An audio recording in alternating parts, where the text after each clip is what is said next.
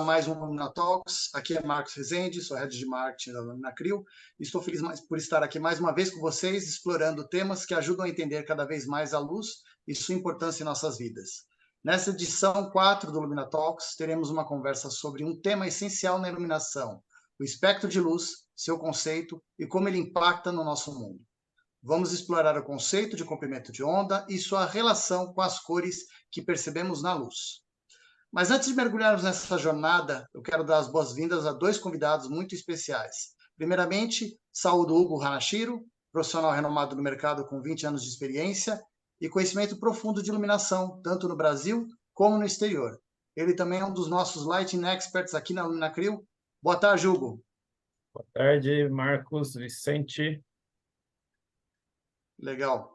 E também quero aproveitar para dar as boas-vindas ao professor Vicente Scopacasa, que está aqui com a gente, um dos nomes mais respeitados no mercado de iluminação, com mais de 47 anos de experiência no mercado, é um engenheiro eletrônico e consultor na área de iluminação. Vicente também é um dos nossos Lighting Experts aqui na Lumina Crio. Vicente, é um prazer ter você aqui com a gente. Olá, Marcos, Hugo, prazer estar aqui, todo mundo que está nos assistindo, para mais uma conversa bastante interessante. Legal. Com esses dois especialistas ao nosso lado, estamos prontos para desvendar esse conceito do espectro de luz. Vamos aprofundar os nossos conhecimentos e explorar como esse conceito molda o mundo da iluminação. Então, Hugo e Vicente, acho que podemos iniciar esse bate-papo partindo do conceito básico do espectro de luz, correto? Isso mesmo, Marcos. Esse tema, né, eu até vou relembrar o momento onde eu me deparei com esse tema do espectro, e talvez para o nosso ouvinte, ou para quem está nos assistindo, até você sinta a mesma coisa quando você escutou esse termo e falou: o que que é isso? Eu não faço ideia o que que é espectro de luz. Então, eu me coloco assim no seu lugar, né?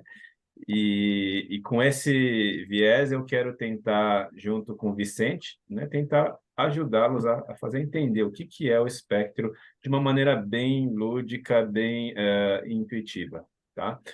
Basicamente, para quem assistiu o nosso último Lumina Talks, nós deixamos, né, fizemos uma deixa lá, falamos que falaríamos sobre esse tema, né, e é um tema muito importante. Então, por isso que agora a gente quer trazer esse assunto do espectro. E primeiro assim, né, separei algumas coisas aqui na minha cabeça, como é que a gente pode tentar explicar da melhor forma, o Vicente vai conduzir, mas as perguntas que eu fiz na época, para eu tentar entender aquilo, eu acho que vai ser legal a gente colocar aqui, me colocando no seu lugar, né? Para ver se a gente consegue ajudá-los a compreender esse tema. Então, assim, talvez, Vicente, eu já vou te colocar na fogueira aí, para você nos ajudar, porque de fato você foi uma das pessoas que me ajudou a entender esse tema do espectro. Então, primeiro, o que eu penso assim, o que que é o espectro da luz, né? E talvez por que que ele é importante, sendo que não é um tema que surgiu agora, ele sempre existiu, mas por que que será que agora está se dando muito mais atenção do que antes? Então, por favor, Vicente. Bom, então, para a gente primeiro entender o que é o espectro de luz, nós temos que, pelo menos, entender o que é a luz, né? Porque, normalmente, a luz, ela só... Normalmente, a gente entende isso como sendo algo visual somente, né? Algo que nós estamos percebendo, que está sensibilizando o nosso sistema visual e tal. Mas, na verdade, a luz, ela é uma onda eletromagnética. A luz é uma radiação, né? Então, eu acho que a gente explicando primeiro o que é a luz, aí eu acredito que fique mais fácil de explicar de onde vem o espectro da luz, né? Então, para isso, o Hugo e pessoal, eu preparei aqui poucos slides, e eu gostaria de compartilhar com vocês, porque aí eu acho que fica de uma forma mais ilustrativa, né? Fica melhor de nós podermos entender isso com mais clareza. Vocês estão vendo minha tela, espero. Sim. Sim. Ótimo. Então, a luz é energia. Além, aí a pergunta é, mas eu enxergo energia? Bom, aí a gente vai ter que abrir um parênteses, por quê?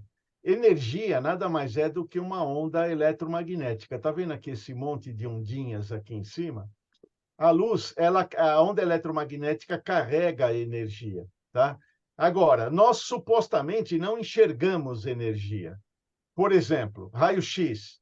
Raio-x é um tipo de onda eletromagnética que a gente sabe que interage com o nosso corpo quando você vai tirar uma radiografia, mas você não vê, né? Você não vê a onda interagindo com o seu corpo. Por quê? Porque o nosso sistema visual não está preparado para enxergar radiação no tipo de onda do raio-x. Da mesma forma, a gente não percebe radiações de micro-ondas. Você liga lá o seu micro-ondas na sua casa, lógico, acende uma luz, mas aquela luz é uma luz só para mostrar que ele está acendendo, é uma luz normal. Mas tem ondas ali incidindo no seu prato ali de comida e você não vê essas ondas, mas essas ondas estão interagindo com aquilo e estão esquentando de alguma forma, né? O comprimento de onda da micro-ondas tem como resultado final fornecer calor, né? Agora, tem uma pequena parte desse imenso espectro magnético que nós enxergamos por um motivo, sei lá, aí cada um explica o porquê disso, né? Se você é religioso, foi um ser supremo que o criou assim. Se você acredita na evolução natural do homem, foi uma evolução natural, sei lá. Nós não vamos entrar nesse detalhe filosófico da coisa, que a gente está tratando aqui de um assunto técnico, né? Mas nós temos um sistema visual e cerebral que permite que uma pequena faixinha, um pequeno intervalo de todo esse magnífico espectro magnético, nós conseguimos enxergar. Então, a luz, a física quântica explica a luz como uma dualidade. A luz é tanto matéria como energia, porque a gente enxerga a matéria normalmente, certo? Aliás, quem provou isso foi o Einstein, na teoria da relatividade, ele explica que a luz tem essa dualidade, tanto energia, pacotes de energia, que a gente conhece como fótons, e nós conseguimos, esses fótons conseguem sensibilizar o nosso olho. Até que apareça um outro maluco que fale, não, a teoria da relatividade do Einstein está errada, que isso pode acontecer.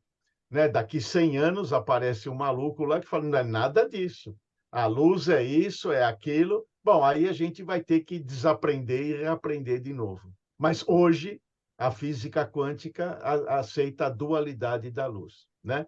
Então, esse espectro que a gente consegue enxergar, que nós falamos que é o espectro visível da luz, ele vai de um comprimento de onda, porque é uma onda, né? Então, se é uma onda, ela tem um comprimento. Daqui, esse ponto onde está o meu laser, até esse outro ponto é o comprimento dessa onda. Vocês podem ver que, dependendo da faixa do espectro, a onda tem comprimentos diferentes, tá?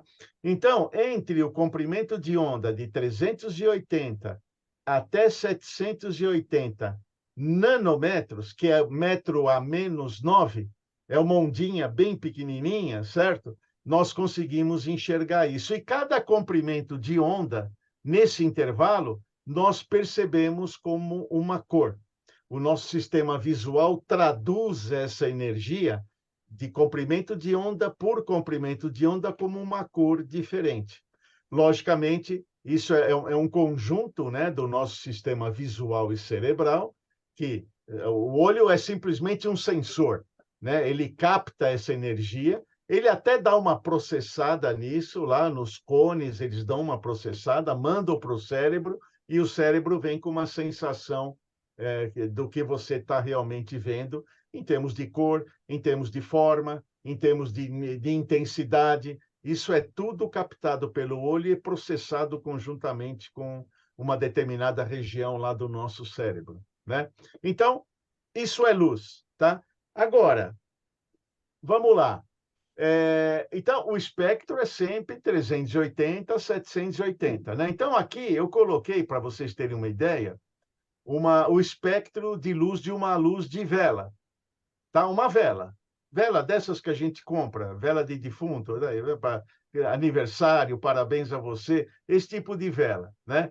Então, isso aqui é como a energia daquela luz da vela é distribuída ao longo dessa faixa do visível. Então, como vocês podem ver, na parte do azul e do ciano, que é o verde azulado, praticamente não tem energia nesse espectro. A energia começa a subir no verde, no amarelo, e quando chega na região do vermelho, onde os comprimentos de onda são maiores, né? Aí sim, grande parte da energia está concentrada aqui. Então, nesse eixo horizontal, é a graduação dos comprimentos de onda, das cores, e nesse eixo vertical é a intensidade, a quantidade de energia que esse espectro tem. Então, tá, esse é a luz da vela, né? Então, vamos ver um outro.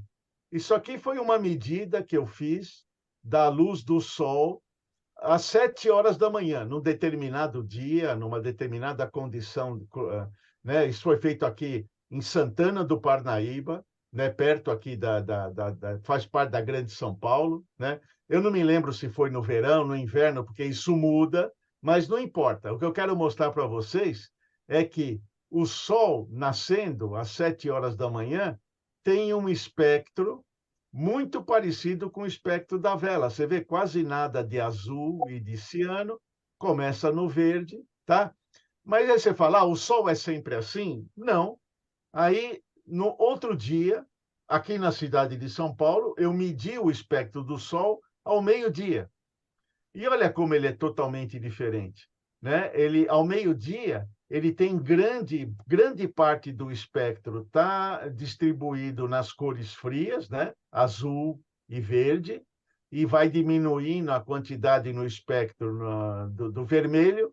E aí, no mesmo dia, eu medi o Sol às 17 horas, 5 horas da tarde, e olha como ele mudou. É o mesmo Sol, hein? Não mudou. O Sol é o mesmo. Eu estava aqui na Terra e medindo o Sol, quer dizer, não é um Sol diferente. Mas olha como ele é diferente. A distribuição do espectro do Sol muda durante o dia, durante a estação do ano, o posicionamento que você está no globo terrestre, né? Então, você pode ver que no final do dia diminui a quantidade de cores frias e aumenta a quantidade de vermelho. Por quê? Porque ele está indo para esse estágio aqui. Eu não medi o Sol se pondo, né? Mas o Sol se pondo, ele tem basicamente o mesmo espectro aqui do Sol nascendo. E é fácil de comprovar isso, né? Uma pergunta. É. Eu estou vendo aqui na sua telinha dados como, por exemplo, na luz de vela, 1984K. No Sol das 7 horas, 2.366K. O que seria esse K? Então, isso é uma medida da aparência, porque nós estamos falando de cor branca aqui, né? Teoricamente, né? O K entende-se por Kelvin, graus Kelvin, que é a escala, que é a unidade de medida do que a gente chama de temperatura de cor, que nada mais é do que a aparência da cor. E, lógico, dá para você perceber isso, né?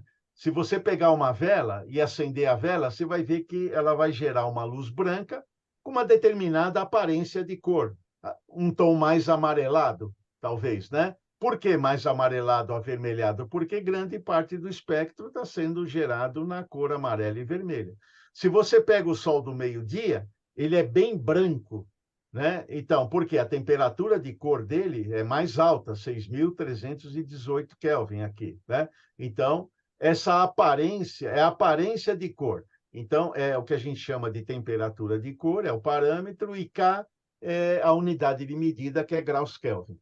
Para quem era daquela época, né, Vicente, das lâmpadas fluorescentes, a gente tinha a lâmpada fluorescente luz do dia, né, que eles colocavam, onde a temperatura de cor era exatamente 6.500 Kelvin, muito próximo desses 6.318 que você colocou, né? por conta do Exatamente. meio-dia, na verdade, né? Legal. Exatamente, por isso é a chamada de luz do dia, exatamente por isso que ela é chamada de luz do dia, né? Porque o Sol, ele varia a temperatura de cor durante um dia, na mesma região que você esteja, na mesma estação do ano, no mesmo dia, ele varia, tá? Então, aí eu já posso até começar a responder a sua segunda pergunta, né? Por Isso. que isso é importante? Bom, nós estamos falando de luz solar. A luz solar, nós já percebemos, por esses exemplos aqui, que ela varia durante o dia. O espectro não é o mesmo, o espectro do Sol não é o mesmo durante o dia. Ele varia, né? Então, isso é o que a gente chama de espectro dinâmico. E cá entre nós, se ele varia, é porque tem alguma razão para isso, tá certo? Porque o sol nasce de manhã, fica o dia inteiro, né, durante o dia, e depois se põe à noite. Então, à noite não tem sol. Deve ter um motivo para isso, né? E outra coisa, se nós estamos falando que luz é energia, e a energia sempre se relaciona com os seres vivos, interfere nos seres vivos, então, muito provavelmente, esse dinamismo do espectro deve trazer algum bem ou deve promover algum bem para os seres vivos todos da Terra, não só para os seres humanos, mas para todos os seres vivos, concorda? Bom, muito bom, muito bom. É isso mesmo. Estou ansioso para saber os próximos slides aí, Vicente. Ok, então vamos lá.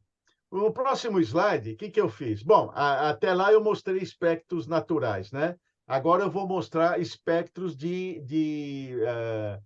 fontes de luz elétricas, tá? Por favor, não é artificial, né? Muita gente fala luz artificial, isso está mudando, né? Inclusive, eu e o Hugo tivemos participando das conferências lá na Light Fair em maio último.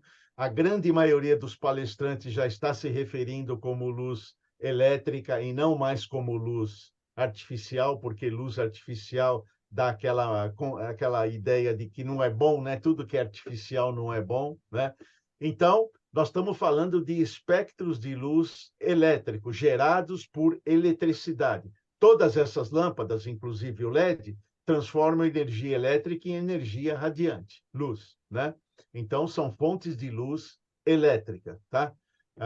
E só para dar um spoiler, o que muda é simplesmente a composição do espectro. Esse é o problema, porque normalmente as fontes de luz elétrica elas têm um espectro fixo, né? Por exemplo, uma lâmpada incandescente ou halógena, né? Que é o mesmo grupo de tecnologia, ela tem essa característica. A distribuição espectral é essa aqui. Se vocês se lembrarem do slide anterior, muito próximo da vela e muito próximo do Sol nascendo. Isso é coincidência? Lógico que não. Isso não é coincidência. Isso acontece por um motivo, tem um motivo para isso, tá? Por quê? A primeira lâmpada que foi criada, a lâmpada elétrica lá do Thomas Edison, né? Ela é uma lâmpada incandescente, tem esse grupo de tecnologia, e ela foi feita basicamente a partir de um corpo incandescente, né? Então, se é um corpo incandescente, ele tem exatamente esse tipo de espectro. Aí eu pergunto, o Sol, o que ele é? Nada mais é do que um corpo incandescente, certo? Tá? Então, ele tem. Só que o Sol, ele não tem o espectro fixo, sempre o mesmo espectro. Ele muda, mas ele continua sendo um corpo incandescente, tá? Então, dependendo da ocasião, da hora e tal, ele pode se assimilar a uma lâmpada halógena, o espectro, tá? Aí tem uma lâmpada metálica, você vê que ela tem uma distribuição de espectro totalmente diferente da halógena. Tem uma fluorescente, que é mais diferente ainda, ela é composta por alguns picos de energia, né? E tem um LED aqui, que eu peguei um LED genérico. E se eu disser para você que todas essas 4 fontes de luz elétrica têm a mesma temperatura de cor, fica meio difícil de acreditar, né? Você falou, mas como assim a mesma? Eles são diferentes? São diferentes. mas eles têm basicamente a mesma temperatura de cor ao redor de 3.000 Kelvin, tá? Então, aí já vem o primeiro tabu que nós precisamos quebrar, que é o seguinte: temperatura de cor é uma referência, não é um padrão. Por quê? Você, com 3.000 Kelvin de uma lâmpada halógena, está recebendo um tipo de energia totalmente diferente do que você está recebendo se você estiver sendo iluminado pela mesma temperatura de cor, porém com uma lâmpada fluorescente. E, de novo, se isso daqui é distribuição de energia, isso aqui deve ter uma interação com você, essa daqui provavelmente vai ter uma interação totalmente diferente com você, tá? Muito Então, legal. Isso remete, né, Vicente? Acho que esse exemplo é perfeito, porque você selecionou fontes de luz com a mesma, assim, quando a gente fala a mesma, né, a gente está na primeira linha, é, TCC, né, temperatura de cor correlata, né, em kelvins. Então, você vê da loja da 2.834, depois a da CDM 3.065, apesar de ser valores diferentes, eles são muito próximos na prática, né, assim, isso. é, muito próximo de 3.000 kelvins, e isso é muito legal, porque a mesma temperatura de cor sendo gerada de formas diferentes. Posso falar assim? Pode, e na verdade é isso, está sendo E, gerado de forma diferente. e isso gera impactos também, como você está falando, né? Muito legal, muito legal. Claro, por exemplo, né, hoje se fala muito de luz quente à noite, porque é melhor para a saúde humana, né? Se você pensar numa luz halógena de 3.000 Kelvin, eu posso até começar a concordar com você, porque os inimigos à noite são luz azul e ciano, que são as luzes que né, são o espectro de energia que absorve o hormônio da melatonina, que é o indutor do sono. Aí você pega um LED de 3.000 Kelvin, aqui, ó, e esse pico do azul aqui, como é que fica? Né? Então, não, por favor, não definam que temperatura de corpo, não usem a temperatura de corpo para definir se aquela luz vai causar impacto na absorção de melatonina ou não. Porque você tem que ver o espectro da luz, isso que é importante. Ou seja, eu tenho que entender, pelo que você está falando, que uma luminária, uma lâmpada que tem uma fonte de luz halógena, 3.000 kelvins, ela vai impactar no meu sono de maneira diferente de uma lâmpada luminária de LED 3.000 kelvins. Exatamente, vai, com certeza. Uhum. Com certeza vai. E qualquer outra lâmpada onde tenha muita emissão de azul, porque você sabe, o LED, ele parte da luz azul, né? A luz branca no LED é gerada a partir da luz azul e ela é convertida em outros comprimentos de onda através do fósforo, que é o mesmo processo de uma lâmpada fluorescente. A lâmpada fluorescente usa fósforo para fazer a conversão também. Só que a luz fluorescente usa ultravioleta para excitar o fósforo, né, que é gerado pelo mercúrio. E o LED não, o LED ele usa a luz azul para excitar o fósforo. A lâmpada de descarga aqui, uma metálica, a mesma coisa, ela vai usar ultravioleta e fósforo para gerar as outras cores, e nós percebemos como luz branca. Importante aqui, Hugo e pessoal, é a gente saber que a luz branca não existe fisicamente, né? A luz branca é uma sensação humana. A luz ela é toda formada por cores. Se você pegar a luz do sol e passar a luz do sol por um prisma, você vai ver que toda aquela luz branca lá, ela se decompõe numa quantidade grande de cores. Então, é o nosso sistema visual e cerebral que integra todas as cores, porque a gente sabe muito bem que a luz é propriedade aditiva. Se você somar cores, todas as cores, você chega na luz branca, né? Então, a luz não existe fóton branco, só existe fóton colorido. Ou fóton ultravioleta ou infravermelho, que não são visíveis. Mas dentro da luz visível, os fótons que compõem o espectro da luz visível, todos eles são coloridos. A luz branca é uma sensação humana. Legal. Ok? Vamos passar para o próximo? Vamos lá. Então, vamos lá. Bom, então, a gente tem visto que com as lâmpadas era algo impossível, porém, com os LEDs, nós passamos a exercer controle do espectro da luz.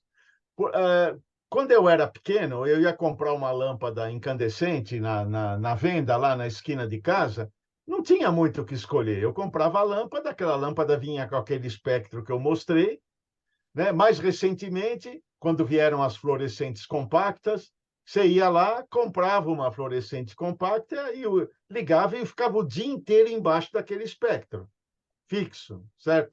Agora, com o LED, a gente tem a possibilidade de controlar o espectro da luz. Não controlar o espectro do LED individual, mas através de um arranjo de LEDs, usando a propriedade aditiva da luz, nós conseguimos criar espectros diferentes. E criando espectros diferentes, tendo a possibilidade de criar espectros diferentes, nós podemos, eventualmente, fazer um controle, uma transição entre esses espectros, porque o LED é um componente eletrônico e que facilmente polarizado, né? E também controlado eletronicamente, por sistemas de controle eletrônicos, né?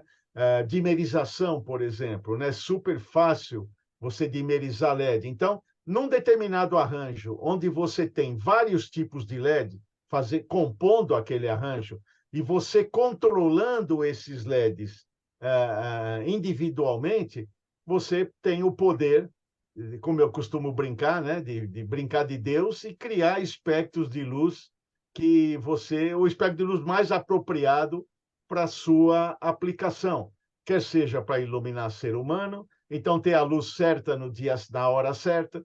Vocês viram que o Sol é diferente, então por que não mimetizar o Sol? Logicamente, não temos a pretensão de criar um Sol, né? Mas que pelo menos chegar um pouco perto dele e não ter aquele espectro fixo durante o dia todo, porque nós sabemos que nós, como seres humanos, nós fomos feitos para ter luz variável durante o dia. Vamos voltar lá nos nossos antepassados na caverna, que não tinham nem ainda descoberto o fogo. Como é que eles viviam? Né? Eles viviam em função da luz do sol e da luz da lua. Tá? Então, e a luz do sol é variada durante o dia. Durante o dia, eles tinham que ter muita atenção, estar espertos para poder caçar ou poder fugir do predador, né? Então, e mais à noite, o que acontecia? Quando eles iam para relaxar, o espectro do sol estava apropriado, os conduzia, os preparava para o descanso. Agora, a sociedade moderna fez isso, virou de ponta cabeça, né? Isso aí não tem. Então, o que nós podemos fazer hoje? Pelo menos minimizar isso, né? Criar espectros de luz para te provocar atividade, produtividade durante o dia e espectros de luz que possam te dar a devida, vamos dizer, dose de energia para você poder relaxar à noite e ter um sono reparador. Então, por isso isso só se dá através do controle do espectro. entendi. Então, por isso que é importante e por isso que antigamente esse assunto de espectro não era tão falado na comunidade de iluminação, nós não precisávamos entrar nisso porque não havia a possibilidade de ficar mexendo no espectro, né? Hoje, então, estou entendendo que a tecnologia trouxe a possibilidade, por meio do LED, de você controlar o espectro e qual que seria o benefício disso? É isso que você falou agora. Então, de repente, trazer determinados fontes de luz para determinadas funções e momentos onde você precisa daquilo, né? Hoje, eu acho que talvez, então, alguns exemplos que eu estou pensando aqui, Vicente, luz para crescimento de plantas, por exemplo, luz para saúde, né, que tem se falado muito em human-centric lighting, né, assim, em área hospitalar. É mais ou menos disso que nós estaremos falando, que o LED possibilitou? É mais ou menos isso. Eu diria o seguinte, Hugo, muito mais do que isso, porque a gente está no topo do iceberg em termos de iluminação, tá? Vê bem, o planeta ele tem recursos escassos, principalmente em termos de alimentos, né? Hoje ainda não, mas está se projetando que lá para 2050 vai ter que se ter uma área adicional destinada à agricultura e pecuária para poder alimentar o crescimento da população. Fala-se quase 10 bilhões de pessoas lá para 2050. E cá entre nós não existe essa área disponível no planeta para agricultura e para pecuária. Quer dizer, a área até tem, mas não é a área que não dá para plantar e não dá para criar animais, né? Por exemplo, perto dos polos, onde neva, onde tem neve o ano todo, muita área do globo está embaixo d'água. Então, o que a gente está vendo com isso? Quando você consegue controlar o espectro e, de certa forma, mimetizar o Sol, você tem um ganho extra de aplicar o espectro certo na aplicação certa e, com isso, ter um aumento de produtividade, né? Por exemplo, aqui no Brasil, nós já estamos trabalhando nesse sentido de você aumentar a produtividade na área rural através de aumento de fotoperíodo e espectro de luz dedicado para uma determinada cultura. Então, passa por isso, né? A gente tem ouvido falar, aqui em São Paulo tem algumas, mas muito pequenas, mas países que têm problemas de clima,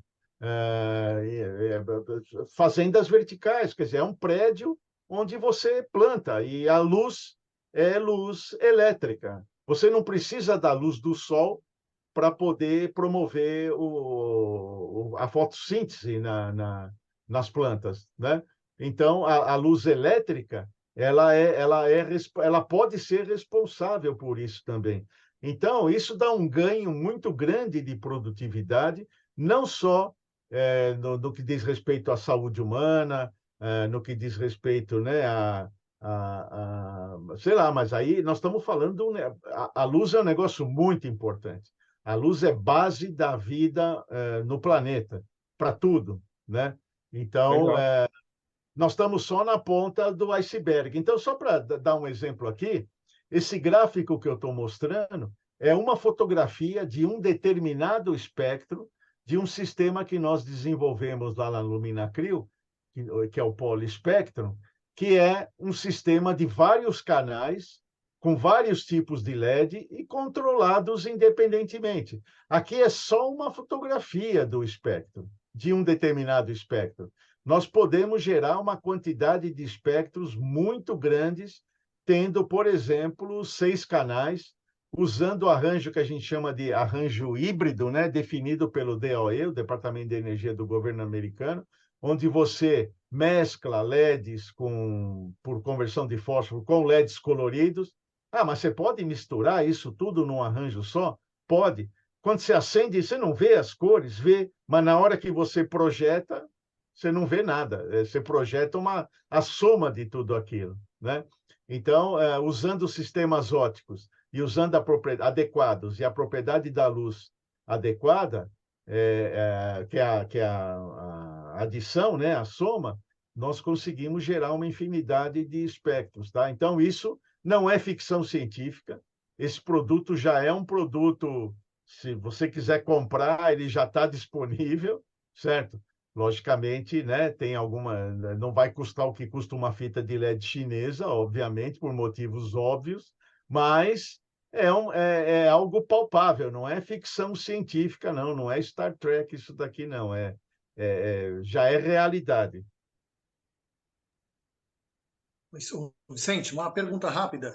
O cliente com esse poliespectro, ele pode escolher o desenho desse espectro, passar para a fábrica e a fábrica desenvolver toda essa trilha de LEDs de acordo com essa especificação? Também pode. Aliás, é uma pergunta bastante interessante. Esse sistema, ele permite você congelar um determinado espectro, quer dizer, você fala, não, eu não preciso que ele varie. Eu preciso desse espectro aqui, para mim já está bom, para uma determinada aplicação. Sim, tendo esse espectro, ele é congelado e isso pode virar um produto de espectro fixo, conforme a sua necessidade. tá? Por outro lado, ele também pode ter esse dinamismo, né? Aí vai depender da aplicação, vai depender muito da aplicação. Então, é uma pergunta bastante pertinente e que cabe mesmo. Você pode usar esse sistema para selecionar um determinado espectro. Ah, eu vou criar tilápia, sei lá, estou chutando, é brincadeira, né? Eu vou criar tilápia e a tilápia precisa do espectro de luz, ela usa. Bah, tudo bem, se a gente souber, né? Se você vier com essa informação de qual é o espectro que a tilápia precisa, a gente ajusta aquilo e faz uma luminária tilapense, uma luminária para usar só com a tilápia, certo? Isso também é possível, claro. Eu me lembro também de um caso, talvez, onde a gente aterrissa um pouco esse assunto, onde você estava falando um pouco sobre a questão da horticultura, né, para plantas, e eu vi um número uma vez que, acho que no Brasil, 30% de tudo que se produz em hortaliças, por exemplo, ele é perdido só na logística, para você trazer do campo até a sua casa, até o seu prato, né? Então, 30% é perda. Se você conseguir trazer o campo, entre aspas, para a cidade, você teria um custo menor e, fora o custo, esse desperdício menor. Só que aí o problema de trazer para a cidade seria a área. Então, por isso que se faz a fazenda vertical. Qual que era o problema da fazenda vertical? Além de tudo isso, era o sol. Você não tem. Agora, então, pelo que você está falando, a gente consegue simular ou mimetizar aquilo que aquela planta receberia num campo, só que num prédio, dentro da cidade onde você aproxima do restaurante, por exemplo, da sua casa, correto? É correto, porque isso passa, inclusive, pelo aumento de produtividade, né? O aumento de produtividade também tem a ver com o menor desperdício. E uma outra coisa importante que eu gostaria de ressaltar aqui, porque eu já passei por essa experiência, é a qualidade do alimento. Porque hoje, vamos ver, vamos falar na hortaliça. Hortaliça aqui em São Paulo, né, principalmente tem um cinturão verde, que a gente chama, né? Que é vamos dizer, na periferia da cidade, né? Cidades como Mogi das Cruzes, Cotia, são grandes produtores de hortaliças. Bom, esse produz, tá? Aí vai lá, processa. Nós já visitamos algumas, né, Hugo? Sim. Lava, processa, embala. Aí vai para um entreposto, muitas vezes, vai para um Ceasa, vai. Aí depois vai ser comercializado, aí vai para a feira, aí da feira. Então você já viu quanto tempo essa hortaliça andou transitando? E cá entre nós, ela perde qualidade com isso. Eu vou te dizer, porque eu trabalhei numa pesquisa onde nós fizemos crescimento de alface com luz elétrica, e eu tive a oportunidade de colher um pé, né, e levar para casa, coisa de 3, 4 horas, e comer aquele alface. É totalmente diferente do que Crocante, né? Ele tem essa... crocante, exatamente. Então tem isso também. Ele não dá aquela murchada, né? Quando ele fica muito tempo transitando, ele dá uma murchada, né? E não, quer dizer, então você tendo essa fazenda vertical, essa produção centralizada, além de diminuir custo de logística, além de diminuir desperdício, você tem um considerável aumento na qualidade do produto, ou seja, na manutenção da qualidade do produto, né? Então, assim, Vicente, eu acho que já partindo para uma finalização do nosso tema, é legal porque isso faz a gente entender por que é importante falar do espectro, né? E de fato, para mim, foi algo um pouco árduo no começo, porque era algo novo para se aprender, e como a gente sabe, hoje em dia a tecnologia está avançando tanto em tantas áreas que a gente tem que acompanhar, se não acompanha, a gente fica fora, né? E na iluminação eu notei que o espectro tem uma importância muito grande e, de certa forma, no começo, para quem olha aqueles gráficos somente sem entender, aquilo fica até meio chato de você aprofundar, né? Então, assim, acho que essa explicação que você deu...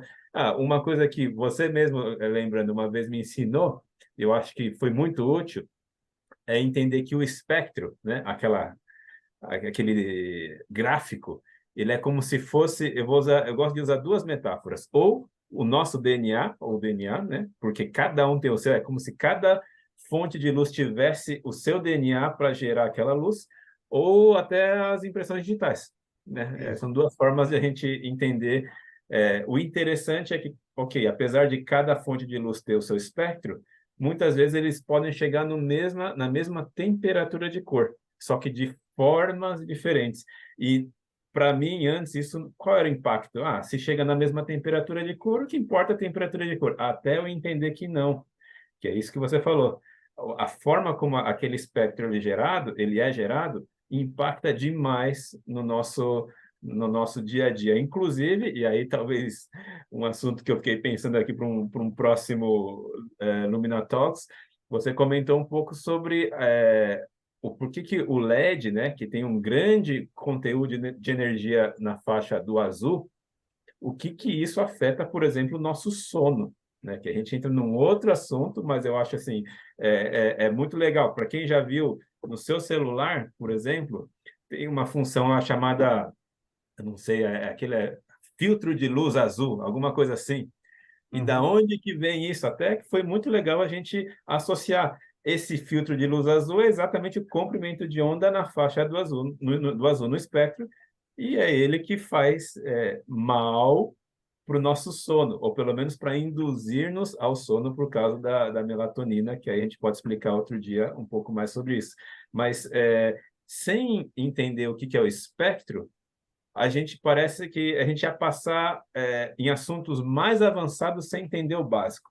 Acho que esse foi o motivo da gente querer trazer esse assunto hoje para vocês. Exato. Então, eu Legal. acho, para terminar, eu gostaria só de fazer um fechamento, né? A gente falou do monte de coisas, né? Então, eu diria o seguinte: o que é importante que a gente viu hoje? Primeiro, luz é energia. Se é energia, interage com os seres vivos, tá? Luz é uma onda eletromagnética, então nós temos que levar isso sempre em consideração. Temperatura de cor é uma mera referência, né? A aparência da cor depende do espectro, ela independe do espectro. Então, se ela independe do espectro, então nós temos que tomar cuidado quando nós falamos, então não usa 2.700 Kelvin que vai resolver o problema do seu sono.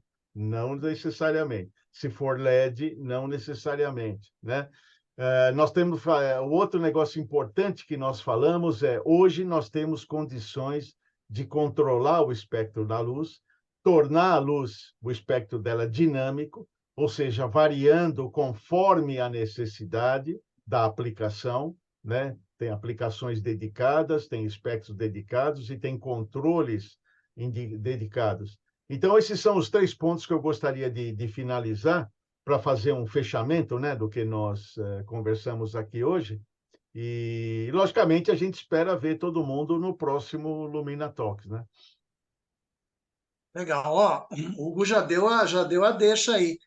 Lumina Talk 5, influência da luz no ciclo circadiano. Pode ser?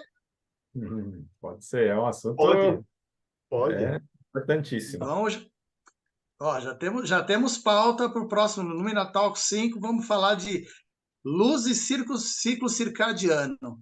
Bacana, vai ser imperdível. E assim chegamos ao final desse episódio especial do Lumina Talks. Quero agradecer aos nossos Lighting Experts, Hugo Hanashiro e Vicente Scopa Casa. Obrigado por compartilharem seu conhecimento a respeito do espectro de luz. E esperamos que você que está assistindo a gente, que você tenha apreciado essa conversa esclarecedora. Quero deixar o meu agradecimento a você que acompanhou esse vídeo até o final. A gente está sempre fazendo muito conteúdo, produzindo conteúdo para você, por isso esteja sempre perto da gente com a Lumina Crio, assina a nossa newsletter, segue a gente nas redes sociais para você ficar sempre por dentro das novidades. Nós temos o canal do Instagram, nós temos o canal do YouTube, temos o LinkedIn também. E você também assina a nossa newsletter, você recebe mensalmente o nosso comunicado com todas as notícias que estão acontecendo, os vídeos que estão saindo, tem coisa boa saindo aí no forno, logo logo a gente está compartilhando com vocês, tá bom? Um grande abraço e até breve.